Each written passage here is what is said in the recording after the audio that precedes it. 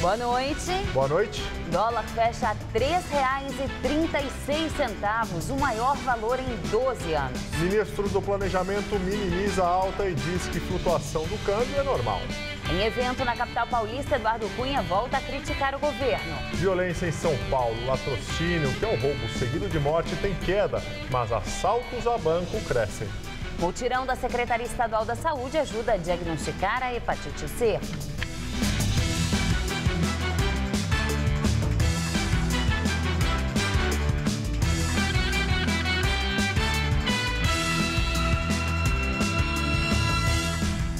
O comércio ilegal de alvarás de táxis em São Paulo. O esquema, que envolve despachantes e taxistas, continua funcionando à luz do dia. R$ 150 mil é o valor que se cobra por um alvará de taxista. A prática é ilegal. Vem sendo investigada pelo Ministério Público desde 2011 e persiste até hoje. Este taxista, que não quis se identificar, diz que trabalha há 4 anos com alvará alugado de outra pessoa. O meu é 1.800. E aí o senhor passa isso para o despachante? Não, aí eu deposito na conta do proprietário. A polêmica ficou conhecida em 2013, quando o Tribunal de Justiça proibiu a Prefeitura de São Paulo de renovar e emitir novos alvarás. Mas a liminar foi derrubada em 2014 e a situação voltou a ser como era antes. E como o último sorteio de alvarás foi em 2013, a pessoa que hoje quiser começar a trabalhar como taxista precisa ter sorte de encontrar alguém que doe o seu documento. O taxista sabe que ele não pode vender o alvará, ele pode transferir. A prefeitura dá esse direito, do cidadão transferir. Agora, vender, não. É o contrário do que diz o promotor de justiça responsável pela ação. Segundo ele, a solução para acabar com esse comércio é mudar o modelo atual de sorteio de alvarás. Nós acreditamos que essa ação será julgada procedente pelo Tribunal de Justiça para que seja determinada a realização de licitação e anulação de todos os alvarás que existem no município. O pedido, ou seja, a apelação, poderá ser julgada em aproximadamente 1 ano e meio, 2 anos.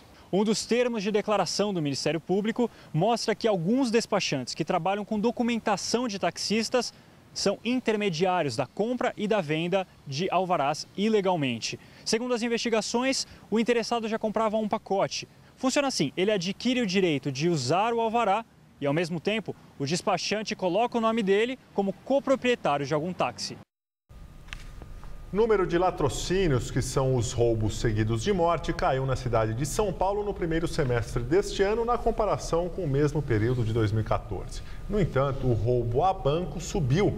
Esses e outros dados foram divulgados hoje pela Secretaria da Segurança Pública.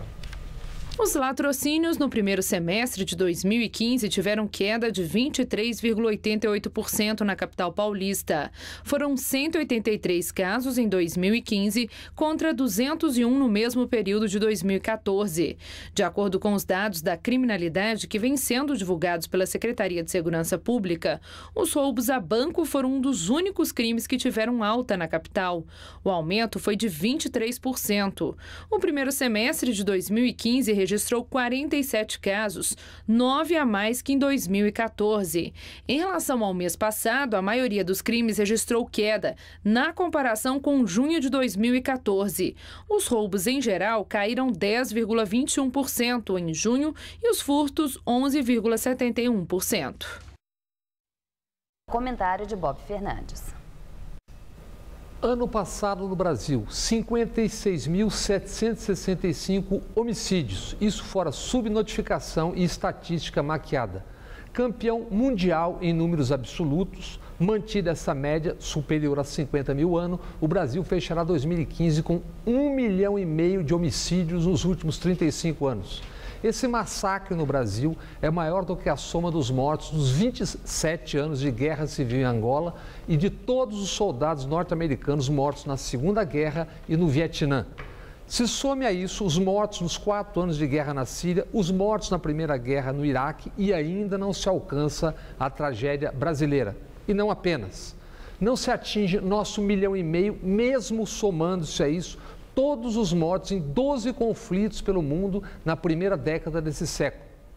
Mortos nos conflitos Israel, Palestina, Sudão, Afeganistão, Colômbia, Congo, Sri Lanka, Índia, Somália, Nepal, Paquistão, Caxemira e na Segunda Guerra no Iraque. Nesses 12 conflitos, mataram 169.574 pessoas. Isso o Brasil mata em 3 anos. Em 2014, as polícias militares mataram 2.368 pessoas, 7 dos nossos 155 mortos de cada dia. Grande parte nos chamados autos de resistência. A propósito, 6 de fevereiro, bairro do Cabula, Salvador, 12 mortos por 9 PMs. Comoção na periferia. E os PMs acabam de ser absolvidos em sentença relâmpago dada em 6 meses.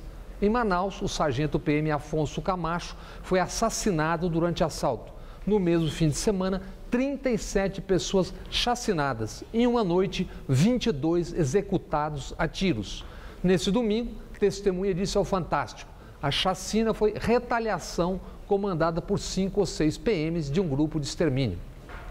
Programas de TV e rádio e nos parlamentos, as bancadas da bala faturam com esse morticínio, quase sempre de pobres, estatísticas sem nome e sem rosto.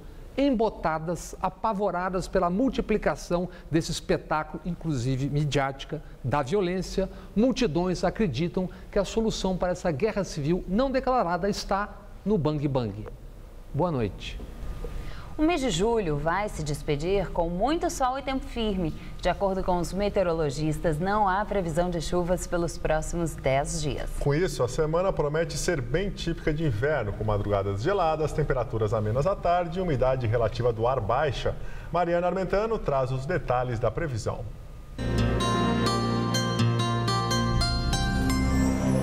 Todo o estado de São Paulo terá uns dias de muito sol, céu azul, nada de chuvas e temperaturas durante a tarde até acima da média para essa época do ano. É que uma grande massa de ar seco ganhou ainda mais força essa semana, garantindo tempo firme em todas as regiões paulistas. Na madrugada ainda faz friozinho, mas à tarde as temperaturas disparam, chegando aos 31 graus em Araçatuba e aos 32 em Votuporanga. No leste do estado também teremos uma grande amplitude térmica, que é essa diferença entre a temperatura mínima e a máxima. Em Santos, no litoral, pode fazer até 12 graus na madrugada e à tarde os termômetros chegam à marca dos 28. Vamos ver como ficam os próximos dias aqui na região metropolitana? Todos os dias serão de sol e céu azul, máxima amanhã de 25 graus aqui na capital. No meio da semana esquenta mais. Na quarta, temperaturas entre 9 e 26 graus. E na quinta-feira, a máxima se mantém, mas o frio da madrugada diminui um pouco. Após 4 anos parado, o bondinho de Santa Teresa, no Rio de Janeiro, volta a circular parcialmente. A viagem inaugural aconteceu às 11 da manhã e contou com a presença de moradores da região e turistas. O trecho aberto hoje tem 900 metros e o bondinho faz o trajeto entre o Largo da Carioca e o Largo do Curvelo, passando pelos Arcos da Lapa. Por enquanto, a viagem terá apenas 20 minutos e a passagem não será cobrada. Para garantir a segurança, não é mais permitido que o veículo trafegue com passageiros em pé e a lotação máxima é de 32 pessoas. O secretário estadual de Transportes, Carlos Roberto Osório, reconheceu os atrasos na obra. O Estado tem que reconhecer que tivemos muitos problemas nessa obra e causamos transtornos aos moradores de Santa Teresa. Nós encaramos essa reabertura, esse início dos serviços, também como um pedido de desculpas do Estado aos moradores do bairro. Os bondinhos pararam de circular em agosto de 2011, quando a falta de manutenção do sistema provocou um acidente grave que matou 6 pessoas e deixou outras 50 feridas. Segundo o governo, o novo bondinho é mais seguro. Nós temos nesse novo bonde 4 sistemas de freio. O quarto freio é um freio magnético de emergência que para o bonde sob qualquer circunstância. É como se fosse um ímã ligando o bonde ao trilho. Hoje, a presidente Dilma Rousseff fez mais uma reunião com os ministros da coordenação política do governo. Logo após o encontro, o ministro da Aviação Civil, Eliseu Padilha, que é do PMDB, falou sobre as chamadas pautas-bomba, temas delicados que o governo federal deve enfrentar no segundo semestre no Congresso Nacional. Nós vamos para o embate político do voto dentro do próprio Congresso Nacional. Por isso é que a gente tem o trabalho de articulação política, por isso que nós estamos com um processo de convencimento. Nós queremos mostrar que a pauta-bomba, ela não destrói o governo, não. Ela destrói a expectativa positiva de todos os brasileiros.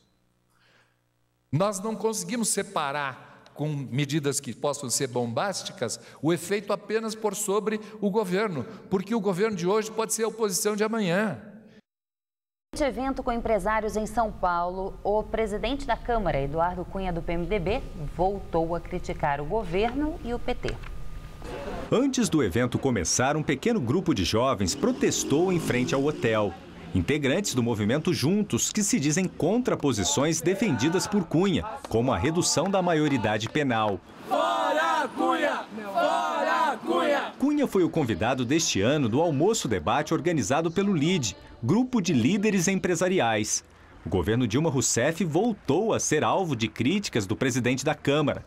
Ele afirmou que o rompimento político foi uma decisão pessoal e uma reação a uma covardia. Eu não costumo reagir colocando a cabeça debaixo do buraco. A história não reserva lugar para aqueles que são covardes. E não serão qualquer tipo de acusações falsas que vão inibir ou constranger o meu livre exercício do comando do Parlamento Brasileiro na Câmara dos Deputados. Cunha atribuiu mais uma vez ao Poder Executivo a aparição de seu nome na investigação da Operação Lava Jato. O PMDBista foi acusado por um dos delatores, o ex-consultor da Toyo Setal, Júlio Camargo, de ter recebido 5 milhões de dólares em propina para que um contrato de navios sondas da Petrobras fosse viabilizado. Sobre essa situação da Operação Lava Jato, o advogado é que fala com você. Ele também fez críticas ao PT. Disse que o partido é mais impopular que a própria presidente Dilma. Apesar das críticas, o presidente da Câmara afirmou que não exercerá o papel de incendiário e que, ao contrário do que se divulga, após o recesso do Legislativo, não haverá pauta-bomba. Essa história vai ter pauta-bomba que vai arrebentar o governo, que vai ser agora um turbilhão. Esqueçam isso. Não está no nosso horizonte fazer com que esse país incendeie por causa de posicionamento pessoal. Eu não tenho esse direito. Essa crise política e essa crise econômica vão perdurar ainda por muito tempo. Para esses dias difíceis não pode faltar incendiário. O que não pode faltar é bombeiro. Após o almoço com empresários, Eduardo Cunha se encontrou no Palácio dos Bandeirantes com o governador Geraldo Alckmin, do PSDB. Os assuntos tratados na reunião não foram divulgados. Direto de Brasília, Josias de Souza fala sobre a divisão do PMDB. O PMDB deixou de ser um partido convencional, transformou-se numa espécie de manicômio para tratar da sua própria esquizofrenia. Hoje, convertido em porta-voz de uma reunião que Dilma Rousseff teve com sua coordenação política, o ministro Eliseu Padilha, do PMDB, falou sobre os esforços do governo para se recompor no Congresso. Mencionou a distribuição de cargos, mencionou também o esforço de Dilma para se aproximar dos governadores estaduais. Em São Paulo, Eduardo Cunha, também do PMDB, escangalhou com o governo numa reunião com cerca de 500 empresários. Eduardo Cunha deixou claro que, a despeito dos esforços de Eliseu Padilha e do vice-presidente Michel Temer, o governo não terá vida fácil no Legislativo neste segundo semestre. Em Brasília, ao lado de Eliseu Padilha, o ministro Nelson Barbosa, do Planejamento, disse confiar que o Congresso Nacional aprovará rapidamente a nova meta de superávit fiscal do governo, que caiu na semana passada de 1,13% do PIB para 0,5% do PIB. Em São Paulo, falando aos empresários, Eduardo Cunha disse que a chance de o governo cumprir esta nova meta de superávit é nula, é zero. Em Brasília, Eliseu Padilha falou da responsabilidade institucional de Eduardo Cunha na presidência da Câmara.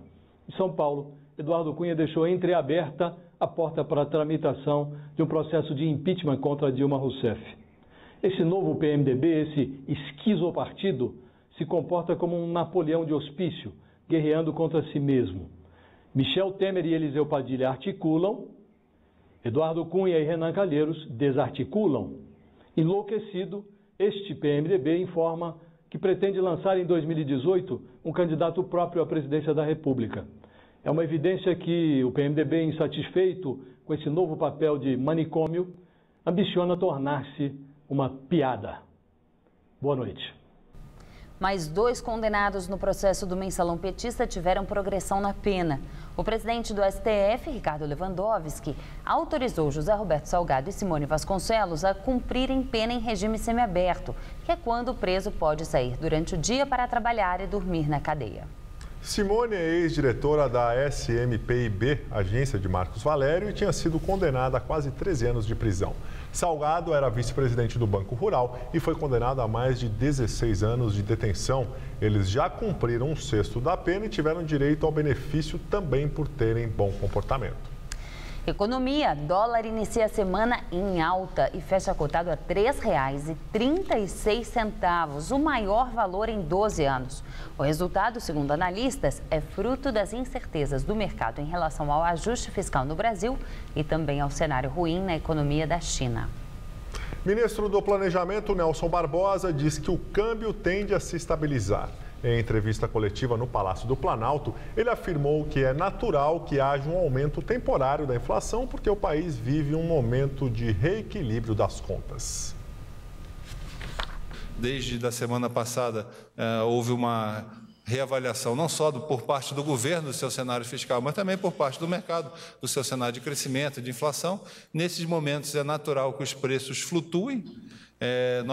Para isso, nós temos o sistema de câmbio flutuante, que é o melhor sistema de câmbio para o Brasil. Agora, nós temos confiança que os mercados vão se ajustar a esse novo cenário e a taxa de câmbio tende a se estabilizar. Nós temos todo o controle da situação para superar as atuais dificuldades e cabe a nós decidir como, quando, em que velocidade e quais são as principais medidas para superar essas dificuldades. Nós estamos fazendo o nosso papel, propondo as soluções, dialogando e ajustando, onde for necessário, onde o Poder Legislativo, o Poder Judiciário achar que é necessário ajustar, onde o TCU achar que é necessário ajustar, nós estamos ajustando. E agora vamos ao comentário de economia com Denise Campos de Toledo. Olha, a inflação deve ceder mesmo no ano que vem. Primeiro porque não vamos ter um tarifaço como deste ano. Os preços administrados pelo governo, como energia, devem subir bem menos. Só isso já vai fazer diferença. Depois tem recessão, aumento do desemprego, a própria inflação e o custo mais alto do crédito, derrubando a demanda. Com demanda mais fraca, as empresas têm menos espaço para subir preços e são forçadas, em alguns casos, até a baixar, fazer promoções para garantir algum movimento. E o Banco Central ainda deve aumentar mais os juros, reforçando todo esse processo. A expectativa é que o Copom, o Comitê de Política Monetária, aumente a taxa básica Selic de 13,75% para 14,25% ao ano na reunião desta semana. Mais aumento dos juros básicos pode provocar mais uma rodada de alta nas demais taxas da economia. É por tudo isso que o mercado, de acordo com o relatório semanal Focus, divulgado hoje pelo Banco Central, prevê que o IPCA, o Índice Oficial de Inflação, feche o ano em 9,23%, caindo no ano que vem para 5,4%. O que pode atrapalhar um pouco é justamente o dólar, que já subiu bastante desde a semana passada pelas incertezas quanto ao andamento da economia e um possível rebaixamento da nota de avaliação do país, após a redução da meta de superávit das contas públicas anunciada pelo governo. O dólar mais alto, que hoje fechou a R$ 3,36, pressiona os preços dos importados e a inflação. Pode até ser que tenha alguma estabilidade no curto prazo, mas temos no cenário muitos fatores de incerteza que podem jogar o dólar para um patamar ainda mais alto. Além da possibilidade de rebaixamento, tem a evolução ruim da economia e a crise política. O mercado já prevê uma retração do PIB, do Produto Interno Bruto, de 1,76% este ano, com expansão de apenas 0,2% no ano que vem. Mas ainda deve rever esses números, porque a economia continua piorando. Cresceu o risco de recessão também no ano que vem. Qualquer projeção que se faça hoje tem de levar em conta muita coisa, desde a capacidade de o governo ajustar as contas e encaminhar uma agenda mais positiva, até o risco de rebaixamento do país ou de um eventual processo de impeachment. O que se espera é que 2016 seja menos ruim. É o que dá para esperar por enquanto, mas sem essa confiança toda que o governo quer passar. Eu volto na quinta. Até lá. Joey Jackson, pai do cantor Michael Jackson, está internado na UTI do Hospital Albert Einstein, na zona sul de São Paulo. Ele teve um AVC associado a um quadro de arritmia cardíaca. Segundo o boletim médico divulgado pelo hospital, Joey Jackson foi internado na tarde de ontem. Ele veio a São Paulo para comemorar o aniversário de 87 anos. Mutirão da Secretaria Estadual da Saúde ajuda a diagnosticar a hepatite C. O objetivo é atualizar o número de pessoas com a doença e antecipar o tratamento. Amanhã, 28 de julho, é comemorado o Dia Mundial de Luta contra as hepatites virais. Uma picada, uma gotinha de sangue e o resultado em poucos minutos. Para bem da saúde, né, vale, mas é só uma picadinha de nada, aconselho todo mundo fazer. Melhor saber que tem tratamento para tudo. Hoje teve mutirão por causa do dia de combate à hepatite, que é amanhã. Mas o teste pode ser feito sempre, de graça, nas unidades públicas de saúde. A hepatite C tem cura e o diagnóstico precoce pode prevenir que a doença evolua para um quadro grave. Não tem sintomas, então assim, normalmente quando ela é percebida, ela já está numa fase muito avançada, já está, né, com cirrose ou um câncer de fígado, e aí precisando às vezes até estar num momento de transplante, então pega num estágio bem mais complicado. O estado de São Paulo notificou 70 mil casos desde o ano 2000, mas desconfia que esse número é muito menor que o real. A estimativa é de que quase 500 mil pessoas vivem com a hepatite C em São Paulo. E como a maior parte não sabe que tem a doença, não faz tratamento e continua transmitindo o vírus por meio do sangue contaminado, ao compartilhar aparelhos de barbear, alicates de unha e agulhas. A pessoa também pode se contaminar ao colocar um piercing ou fazer uma tatuagem quando os equipamentos não são esterilizados. Agora, a Secretaria Estadual de Saúde pretende atualizar os números por meio de um censo. Por isso, quer que quem já recebeu o diagnóstico preencha um cadastro na internet. As informações serão mantidas em sigilo. A ideia é planejar melhor diante do novo protocolo de tratamento anunciado pelo Ministério da Saúde, que vai ter novos remédios para aumentar ainda mais as chances de cura. A gente conhecendo o nosso número de pacientes que são portadores da hepatite C, a gente consegue se planejar melhor, ter um planejamento de número de tratamentos, quantos pacientes vão realmente precisar desse tratamento. E a gente tem a subnotificação como qualquer doença, né? E no caso da hepatite C, a gente está com uma subnotificação importante. Então, até em função disso que a gente pensou no censo, que seria um mecanismo mais ágil. A seguir, na Índia, homens invadem delegacia. No confronto, 9 pessoas morreram. E a viagem de Barack Obama à África. Em evento no Quênia, o presidente até dançou. Ele será o primeiro líder americano a discursar para a União Africana. Martelo. Martelo. Alicate. Alicate. Onde é que tá? Tá aí na tampa organizadora. Broca. Broca. Eita, tem isso aqui. Claro, cabe 40 quilos. Chave de fenda. Ah, não. Perdemos? Pessoal, a campanha tá funcionando! Caixa Baú Irving. Mais organização e praticidade na obra. Irving é outro nível. Eu sempre tive a vontade de ter meu próprio negócio, né? Quase 5 anos atrás, entrou aqui um projeto que incentivava o morador a trabalhar com turismo e empreendedorismo. O MEI é o primeiro passo. As vendas começaram a aumentar muito. Aí a gente sentiu a necessidade já de sair do MEI para o microempresa. 5 anos atrás, eu não me via estudando inglês, francês, espanhol. Hoje é microempreendedor individual, daqui a pouco é microempresa, pequena empresa e vamos embora. A iniciativa do governo federal foi decisiva na transformação dessas histórias. Com a formalização, eles ganharam confiança e passaram a ter acesso a benefícios que trazem segurança para crescer. Resultado de uma política de valorização e proteção para quem quer empreender e gerar emprego e renda. É com a garra e a capacidade de realização desses milhões de brasileiros e brasileiras que o Brasil ganha um novo impulso para seguir avançando. Quem quer comunicar precisa estar atento ao alcance de sua mensagem, aos canais mais adequados, às mudanças mais repentinas. A comunicação evoluiu. A Faculdade Casper Libero leva você ao próximo nível, a pós-graduação. São 4 cursos que ajudam você a ser protagonista nas grandes transformações. Professores com ampla e reconhecida experiência acadêmica, autonomia para montar a grade curricular e escolher sua carga horária, localização privilegiada e tradição no ensino superior em comunicação. Divida sua carreira entre antes e depois. Faça a pós-graduação na Casper Libero. Inscrições abertas. Nesta segunda, no Todo Seu. Vou conversar com a linda Thalita Puglisi, modelo paulistana que ganhou o mundo. Tem mestres da gastronomia.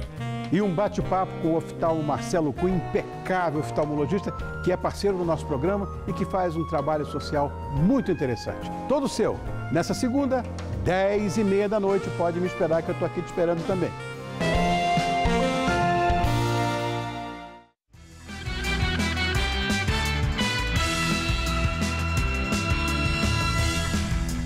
Homens armados invadem delegacia de polícia na Índia. 9 pessoas morreram no confronto que durou 12 horas. A batalha começou durante a madrugada no estado de Punjab, perto da fronteira com o Paquistão. 3 homens fortemente armados e vestidos com uniformes militares atiraram contra um ônibus de passageiros e depois se refugiaram numa delegacia. O confronto terminou depois de 12 horas.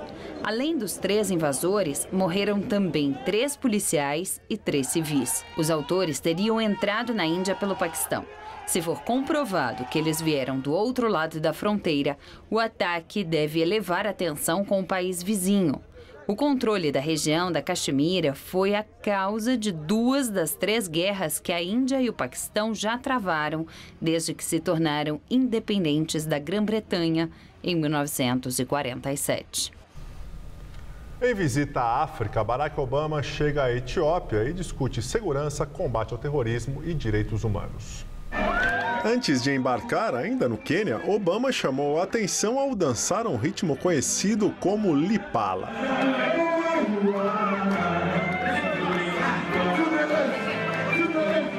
Depois, Obama partiu para a Etiópia. Amanhã ele vai se tornar o primeiro governante dos Estados Unidos a discursar para a União Africana, bloco com 54 membros.